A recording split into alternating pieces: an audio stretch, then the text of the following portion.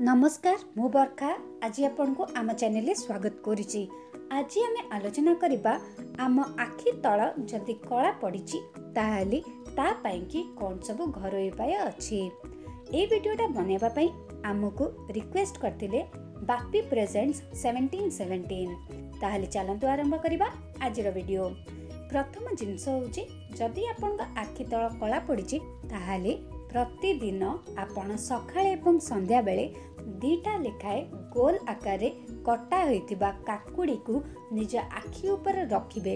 हेले आपनकर आखि रे जो कला दाग आसीतिबो सेटा बहुत कम दिन रे कमी जाय थाए एवं आपनका आखि बहुत सुंदर मध्य देखा जाय थाए। द्वितीय रे होची जदि आपनको काकुड़ी ठीक न लागुची ताहले आपण टमाटो मध्य व्यवहार करि परिबे। टमाटो को आपण गोल आकार काटिबे एवं आखि ऊपर रखिकी आपण 15-20 मिनिट रखिबे।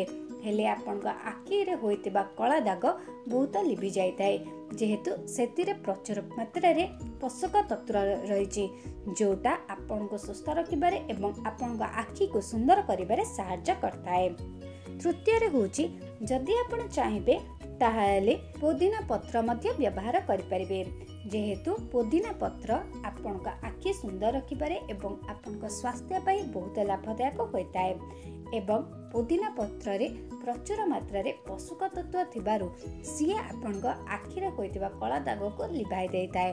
सेथि पई कि आपनको गोटे बड़ गिनाए पुदीना पत्र नबार अछि। तापरे पुदीना पत्र को आपण भले से धोई देबे एवं बाटी देबे।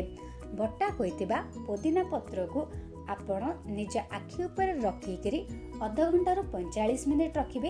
तापरे ताकू आपण ठंडा पानी रे सफा कर देबे।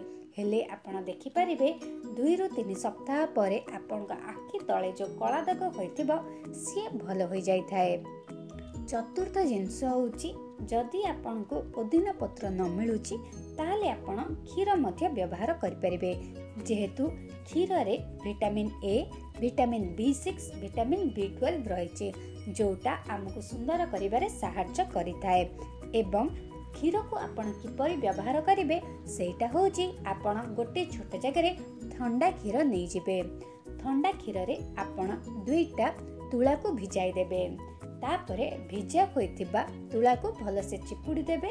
सेथिरे थिबा अधिका क्षीर बाहरी जिवो एवं जेतेबेले आपण अल्प ओदा होइतिबा तुला को निज आखि ऊपर रखिकी आधा घंटा 45 मिनिट रखुचंती। तापरे सेही तुला को काढी किरी निज आखि को ठंडा पानी रे धोई देबे।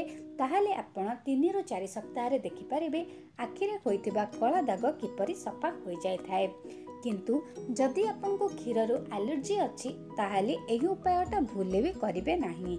शेष जिंस होछि जदि आपन ए भितरु कोनोसी भी उपाय भल न लागुछि ताहाले आपण हळदी मध्य व्यवहार करि परिबे जेहेतु हळदी गोटे एंटीबायोटिक रूपे काम देइ थाए एवं सी हमकु सुंदर करिबारे बहुत सहायता करि थाए।